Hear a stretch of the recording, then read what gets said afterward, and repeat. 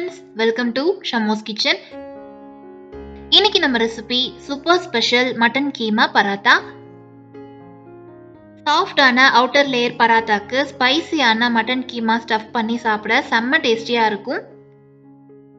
இதுக்கு எந்த சைட் டிஷ்ஷுமே வேண்டாம். உள்ள ஸ்டஃப் பண்ணியிருக்கிற மட்டன் ஃபில்லிங்கோட ஒவ்வொரு பைட்ஸையும் என்ஜாய் பண்ணலாம். இதை நீங்க பிரேக்ஃபாஸ்ட்க்கு டின்னருக்கு மட்டும் இல்லாம லஞ்ச் பாக்ஸுக்கும் கொடுத்து விடலாம். ரொம்பவே டேஸ்டியா இருக்கும். நீங்க நம்ம சேனல் இன்னும் சப்ஸ்கிரைப் பண்ணலன்னா சப்ஸ்கிரைப் பண்ணிக்கோங்க. கூடவே பெல் ஐகான் பிரஸ் பண்ணி ஆல் கொடுங்க. இந்த வீடியோ உங்களுக்கு பிடிச்சிருந்தா ஒரு லைக் கொடுங்க. நீங்க கொடுக்குற ஒவ்வொரு லைக்ஸும் கமெண்ட்ஸும் எங்களுக்கு இன்னுமே மோட்டிவேட்டடா இருக்கும். இப்போ வாங்க ரெசிபி செய்ய ஸ்டார்ட் பண்ணிடலாம். பராத்தாக்கு ஃபர்ஸ்ட் டோ ரெடி பண்ணிக்கலாம். ஒரு பாத்திரத்துல 1.5 கப் கோதுமை மாவு சேர்த்திருக்கேன். கோதுமை மாவு இல்லைன்னா மைதால கூட செய்யலாம். 1/2 டீஸ்பூன் உப்பு, 1 டீஸ்பூன் நெய் சேர்த்து மிக்ஸ் பண்ணிக்கலாம். நெய் வேண்டாம்னா ஆயில் கூட சேர்த்துக்கோங்க. நெய் எல்லா இடத்துலயும் மிக்ஸ் ஆகுற மாதிரி கலந்து விட்டுக்கோங்க. மாவுக்கு தேவையான அளவுக்கு தண்ணி சேர்த்துக்கலாம். கொஞ்சம் கொஞ்சமா தண்ணியை தெளிச்சு விட்டு பசஞ்சுக்கோங்க. எப்பவுமே டோ ரெடி பண்ணி வச்சுட்டு அதுக்கப்புறமா ஸ்டஃபிங் ரெடி பண்ணோம்னா டைம் சேவ் ஆகும், வேலையும் ஈஸியா முடிஞ்சிரும். இந்த மாதிரி டைட்டா பசஞ்சிட்டு மாவு காஞ்சு போகாம இருக்கிறதுக்காக லைட்டா ஆயில் அப்ளை பண்ணிக்கோங்க. இது மினிமம் 1/2 மணி நேரமாவது ஊறணும். மாவு நல்லா ஊறி வந்தாதான் பராத்தா சாஃப்டா இருக்கும். ஒரு துணி வச்சு இதை கவர் பண்ணிக்கலாம். இது ஊறிட்டு இருக்கட்டும், அதுக்குள்ள நம்ம ஸ்டஃபிங் ரெடி பண்ணிக்கலாம். இன்னைக்கு நான் 250 கிராம் மட்டன் கீமா எடுத்திருக்கேன். மட்டன்லயே தான் செய்யணும்னு இல்லை, நம்ம சிக்கன், எக்கு, வெஜிடபிள் ஸ்டஃப் பண்ணியும் இதே மாதிரி செய்யலாம். ஸ்டவ்ல ஒரு கடாய் வச்சு 2 டேபிள் ஸ்பூன் ஆயில் விட்டு பொடியா கட் பண்ண 1/2 கப் சின்ன வெங்காயம் சேர்த்துக்கலாம். கூடவே பொடியா கட் பண்ண 2 பச்சை மிளகாய் சேர்த்து வதக்கிக்கோங்க.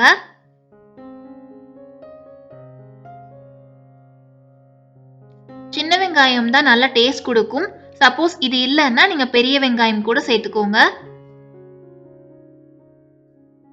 1 டேபிள் ஸ்பூன் இஞ்சி பூண்டு பேஸ்ட் சேர்த்து பச்சை வாசனை போற வரைக்கும் வதக்கிக்கலாம்.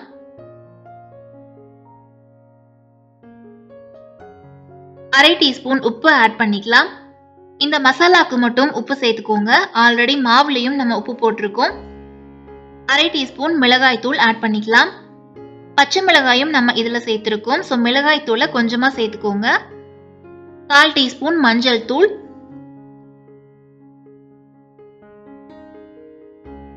இது மூணும் சேர்த்து மிக்ஸ் பண்ணிட்டு 1/2 டேபிள் ஸ்பூன் அளவுக்கு கரம் மசாலா சேர்த்துக்கோங்க.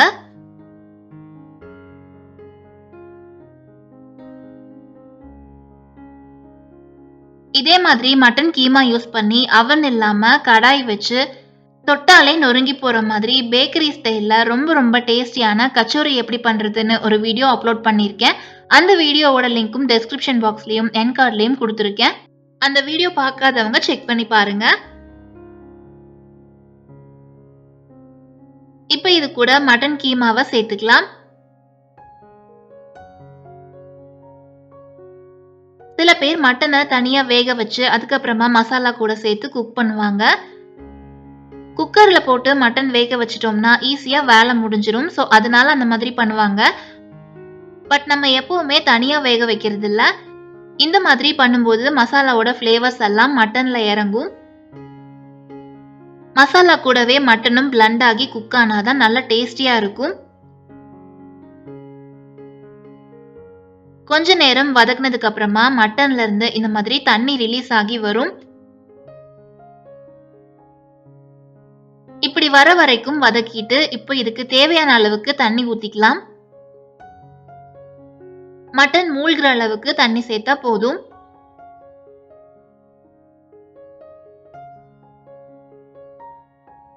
இந்த ஸ்டேஜ்ல கொஞ்சமா கொத்தமல்லி இலைகள் சேர்த்துக்கலாம். இதுவும் மசாலா கூட வெந்து நல்ல ஃபிளேவர் கொடுக்கும். இதை கலந்து விட்டுட்டு மூடி போட்டு வேக விட்டுருங்க. 15ல இருந்து 20 நிமிஷம் மீடியம் ஃப்ளேம்லயே வச்சு குக் பண்ணிக்கோங்க. அப்பதான் மட்டன் நல்லா சாஃப்டா வெந்து வரும். இடையில இடையில ஓபன் பண்ணி கலந்து விட்டுக்கோங்க. 10 மினிட்ஸ்க்கு அப்புறமா தண்ணி கொஞ்சமா குறைஞ்சிருக்கு. இது ஃபுல்லா சுண்டி தண்ணி இல்லாம ட்ரை ஆகி வரணும். சோ இன்னும் கொஞ்ச நேரம் குக் பண்ணிக்கலாம்.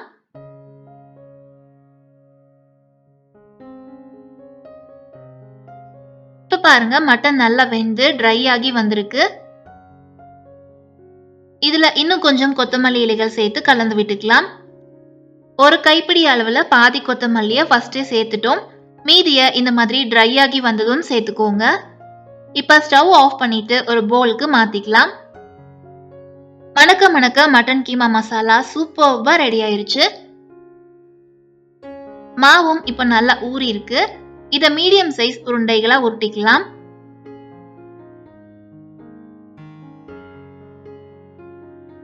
கொஞ்சமா மைதா டஸ்ட் பண்ணிட்டு மாவை திரட்டிக்கோங்க.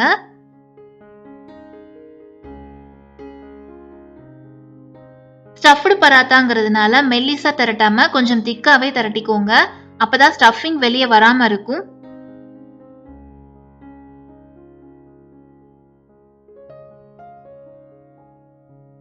பாருங்க இந்த அளவுக்கு இருந்தா போதும். இப்ப கொஞ்சமா மட்டன் கீமா மசாலாவை சென்டர்ல வச்சுட்டு சுத்தி இருக்கிற மாவை இந்த மாதிரி க்ளோஸ் பண்ணிக்கோங்க.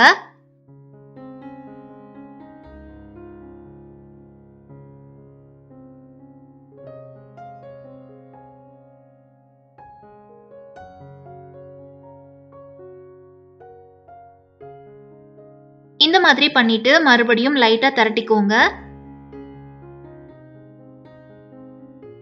ரொம்ப அழுத்தி தேய்க்க வேண்டாம், அப்ப ஸ்டஃபிங் லீக் ஆகும்.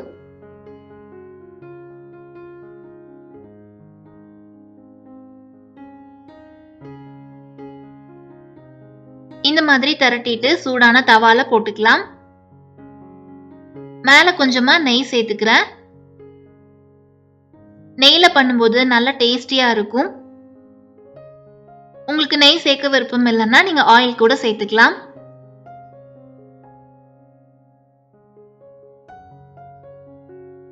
மீடியம் ஃப்ளேம்ல வச்சு திருப்பி திருப்பி விட்டு வேக விட்டுக்கோங்க. உள்ள இருக்கிற ஸ்டஃபிங்க நம்ம ஆல்ரெடி நல்லாவே குக் பண்ணிட்டோம். பராத்தா திக்கா இருக்கிறதுனால ஒரு 5 to 6 மினிட்ஸ்க்கு நல்லா வேக விட்டுக்கலாம். பாருங்க ரெண்டு சைடும் அழகான கோல்டன் பிரவுன் கலர் வந்திருக்கு.